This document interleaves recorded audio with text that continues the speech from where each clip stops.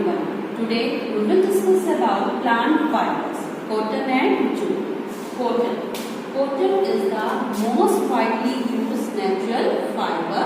It is obtained from the fruits of the cotton plant. It is obtained from the fruits of the cotton plant, and these fruits of the cotton plant are also known as cotton bolls. These are also known as cotton bolls. Cotton fiber is a soft fiber. It is a soft fiber that is obtained from the fruits of the cotton plant. Cotton fibers are also known as cotton wool. It is also known as cotton wool. Cotton plants are grown in fields. They are grown in fields having black soil and warm climate. Black soil and warm climate is must for growing the cotton plants. In India, cotton plants are mainly cultivated in Andhra Pradesh,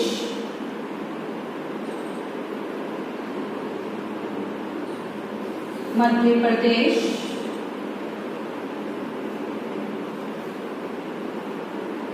Punjab, Rajasthan and Tamil Nadu. So in India they are grown at that places, and after the harvesting we can get the cotton fibers. Cotton fruit or cotton bolls are about the size of a lemon. Yes, they are about the size of a lemon. After maturing, these cotton bolls burst open. These will burst open, and we can see the cotton wool along with seeds. We can see the cotton wool along with seeds. So at this time the field is like that is covered with snow, because everywhere white cotton wools are there. Now the seeds from the cotton wool are separated by hand, and this process of separation of seeds from the cotton wool is known as ginning. It is known as ginning. So the cotton, first of all, the cotton fruits or cotton ball, which after maturing they will burst open, and after that we can obtain the cotton wool with seeds. Now these seeds are separated from this cotton wool through the process of ginning. After the process of ginning, we will find the cotton fibers. These cotton fibers first converted into yarn, and after that through the process of weaving and knitting they can be converted into the fabric. So yarn can be converted into fabric through the process of weaving and knitting. This cotton fibers, cotton fabric can be used for making our different dresses, for making pillow covers, for curtains, for carpets and for filling mattresses. Now our next plant fiber is jute. Yes, it is jute. It is also a natural fiber, and it is obtained from the stem of the jute plant. Yes, jute is obtained from the stem of the jute plant. It is mainly cultivated in India. It is mainly cultivated in West Bengal, Bihar and Assam. It is mainly cultivated in West Bengal, Bihar and Assam. And jute plant is harvested during rainy season. It is harvested during rainy season, and after harvesting the stems are immersed in water for 20 to 25 days. Yes, the stem of the jute plant, the stems of the jute plants immersed in water for 20 to 25 days. As a result of that, the stem rot. and fibers can be separated by hand. And fibers can be separated by hand. So this process, when the stem grows and the fibers are separated by hand, this is known as retting. This process is known as retting. So after the process of retting, we can obtain the jute fibers. These jute fibers first converted into yarn and after that fabric. Jute is mainly used for making gunny bags, sacks and wrapping packages, and some fine jute fibers can be used for making fabrics. So the fibers which are natural fibers as well as synthetic fibers are must for preparing different types of fabrics which are widely used. And we will discuss about different scientific terms. Are you ready? Okay. The first one is hard material. Yes, hard materials. The materials which are difficult to compress. Are known as hard material. For example, your wood and your glass. It is difficult to compress. So these types of materials are known as hard materials. On the other hand, soft materials, those materials which can easily compress or stretch easily are known as soft material. For example, wool, sponge, etc. So the materials which can be easily compressed, we can say that are soft materials, and the materials which can't be compressed easily are known as hard material. Now the next one is soluble and insoluble. So soluble materials which completely dissolve or disappear in water. They are known as the soluble material, like your salt and sugar.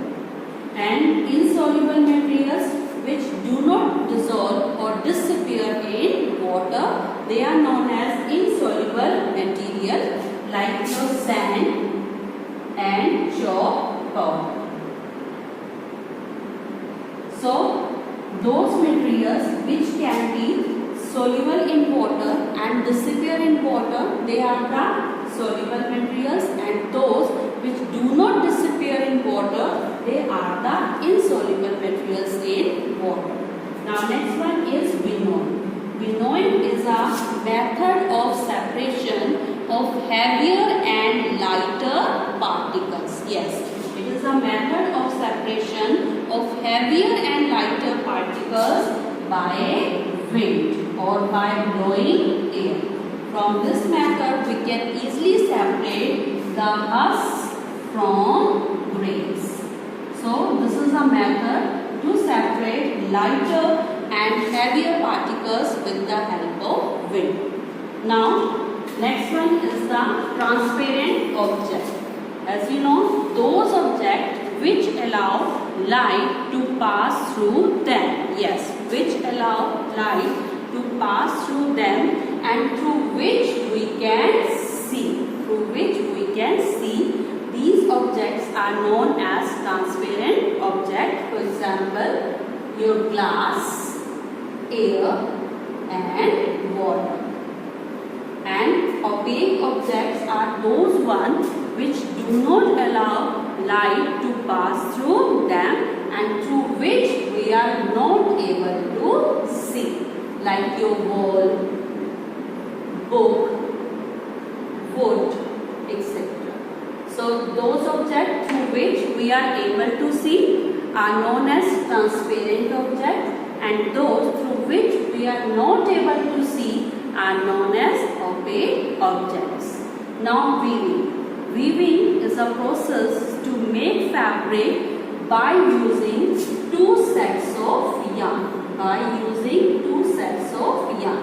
Means when two sets of yarn are arranged together to make a fabric, it is known as weaving. And on the other hand, knitting is a process in which interlocking loops of a single yarn.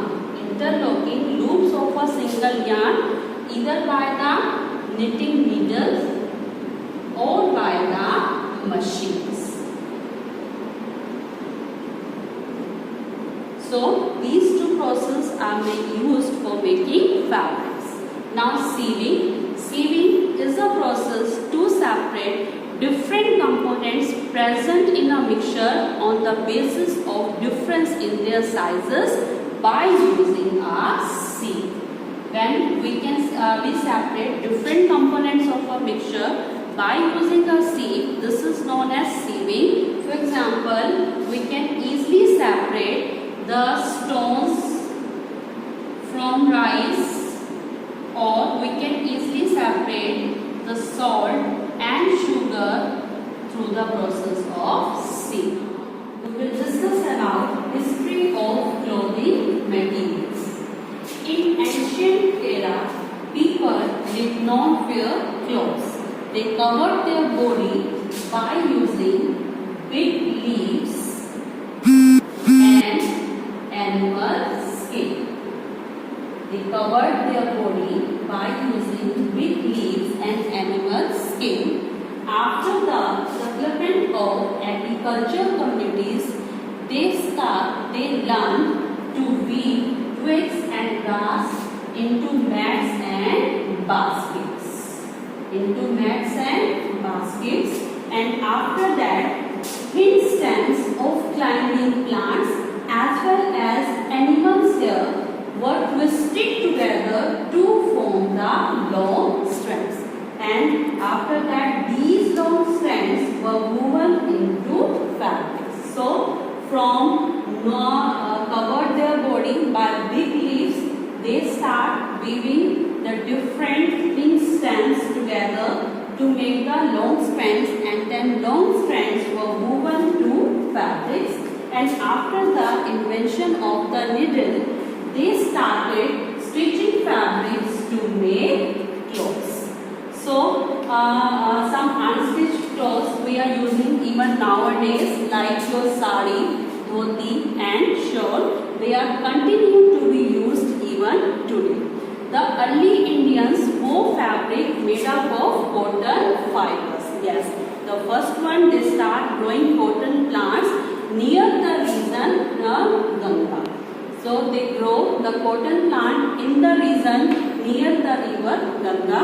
In the same way, in ancient Egypt, cotton as well as flax. Flax is also a plant which gives us the natural fiber. Cotton as well as flax were cultivated near the river Nile. So they will start growing plants.